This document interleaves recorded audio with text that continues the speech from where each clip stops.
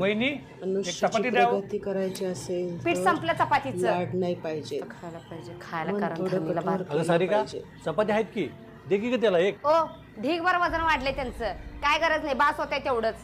कमवायची अक्कल नाही आणि खायला पाहिजे. नाही दादा नको राहू दे पोट भरले माझं.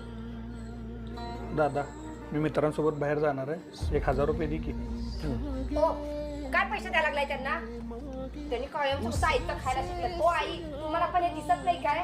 बघा तेव्हा ते बारकं पोरगं नुसतं आयतं बसून खात असते मोठ्या पोरग्याच्या जीवावर. जरा सुद्धा काय बोलत नाही लाडावून ठेवले नुसतं. ओ भाऊजी तुम्हाला जर या घरात राहायचं असेल ना तर तुम्हाला कमवायला पाहिजे. आयतं मिळणार नाही खायला. सारिका तोंड सांभाळून बोल जरा. भाऊ आहे तो माझा. दादा बरोबर बोलालेत वहिनी. जेव्हा मी स्वतःच्या पायावर उभा राहीन तेव्हाच येणार मी ह्या घरात. अडवू नकोस तुम्हाला. चला वहिनी येतो.